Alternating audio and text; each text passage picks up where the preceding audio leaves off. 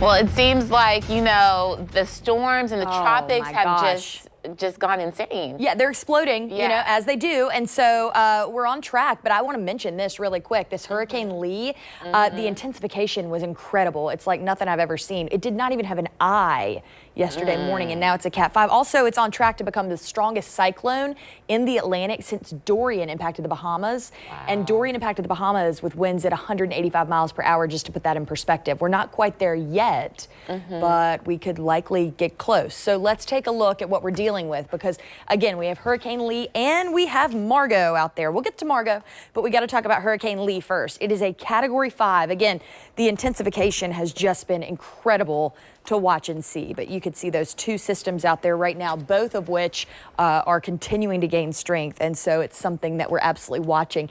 This is per your 5 a.m. advisory, and as you look at this Category 5 hurricane, gusts are at 200 miles an hour and winds are at 165 miles an hour. One model I took a look at, I've been reading an incredible amount of data and research and whatnot on this storm. One model indicates that we could have winds, sustained winds, around 180 miles an hour.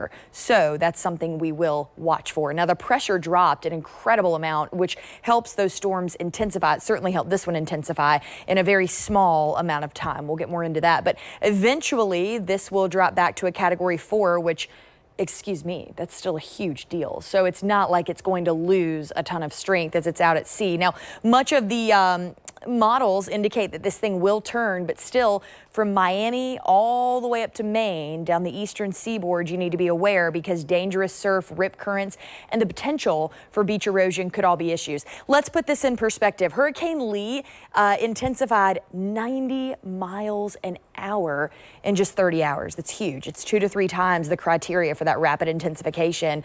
And it's the first Cat 5 since Ian last year. Now, to put this in perspective, in the last 8 years, there have only been 8 Cat 5s out in the Atlantic, and this is now one of them. So with this intensifying, here's our spaghetti models. Only one now in disagreements, but not even so much disagreements, just a little further to the southeast. Either way, all of these indicate a turn. So this likely will not, at this point, be an issue for land. Nonetheless, it will likely do some damage to some of these coastlines with how intense this storm is.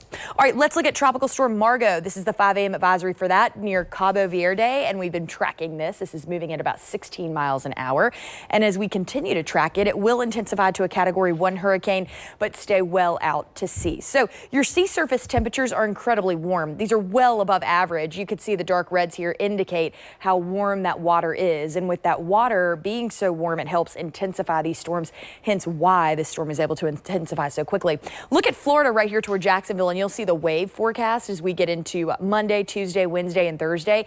The waves certainly become more intense as the storm begins to move through, whether it hits land or not. And again, right now it's indicated that it will not, but we've got a ways to go before that'll get confirmed. Still, though, the coastline going to see some issues. And wanted to take you to the water temperatures right now for the Florida coastline, 80s to 90s. So that is unusually warm, well above average as far as those temperatures go.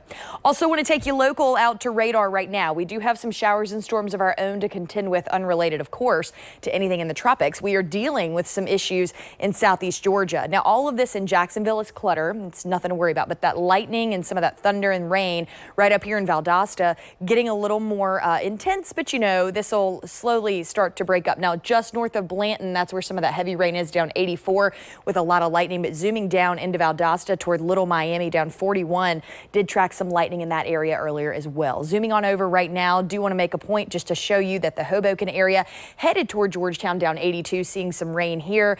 Not overly heavy down Raybon Road West or Country Road 110. Nonetheless, these showers are talkers, and it's certainly something that it's worth the mention. So we're going to continue to track this. Want to show you your planning forecast. We are in the low 90s in the next 3 days, and we stay in the low 90s, even the 80s by next Thursday. Rain chances primarily in the afternoon through and through.